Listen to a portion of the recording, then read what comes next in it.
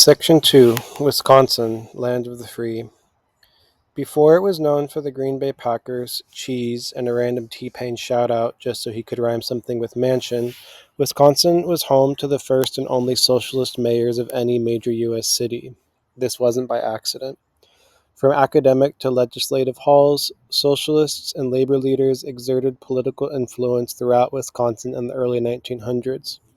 Their work became models for other states across the country and eventually impacted federal social policy. A major figure in Wisconsin's progressivism of the time was socialist economist John R. Commons. While the prominent Chicago School of Economics, just one state south in Illinois, endorsed laissez-faire capitalism, Commons led the Wisconsin school that valued workers. Wisconsin school economists wanted to eliminate unemployment, help workers secure competitive wages, and enact child labor laws. They also advocated for workplace democracy, where workers have more decision-making power at their jobs. These ideas eventually inspired federal action too. As writer Dan Kaufman notes, the New Deal demonstrated the Wisconsin idea on a national scale, introducing the first real social welfare system in the United States.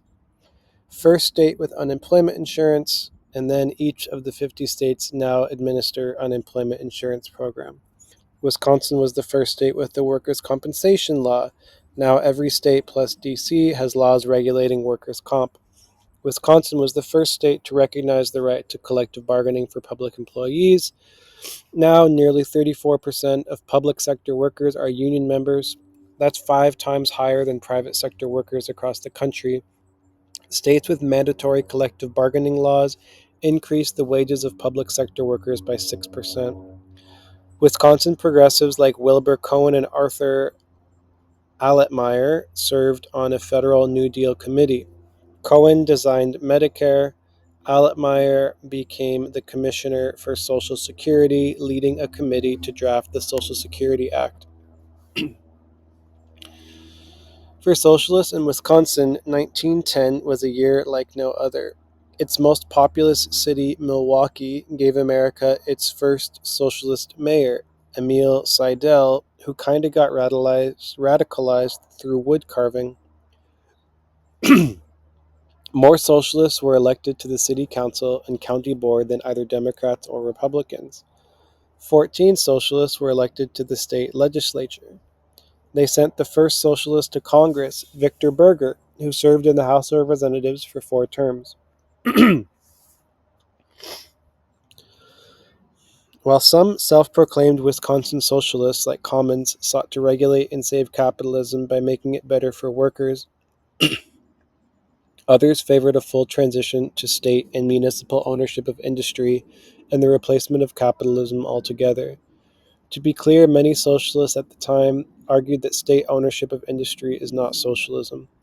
Putting that lengthy debate aside, though, it is generally assumed that moving ownership away from the private capitalist class reduces their power to exploit labor and disadvantage workers. In Milwaukee in the early 1900s, without a working class revolution to wrest power and property away from multimillionaire business owners, socialists had to make do with progressive reforms, public infrastructure investments, and modest city ownership of some goods and services. Under Daniel Hone, Milwaukee's second and longest-running socialist mayor, who spent 24 years in office, the city owned a stone quarry, a street repair shop, and a street lighting distribution center. The Hone administration also significantly invested in city parks, playgrounds, and social centers, doubling the park system from 960 acres in 1921 to 1,917 acres by 1934. The socialist reign continued with Frank Zeidler, who served until 1960 as the last socialist mayor of any big American city. And imagine, all of this was in real America, not some scary foreign countries where right-wingers insist that the word choice doesn't exist. In other words, a place where they have good health care. And just a bit further south, like deep south, a group of black Americans started a movement to develop their own model of socialism. I grew up in this movement.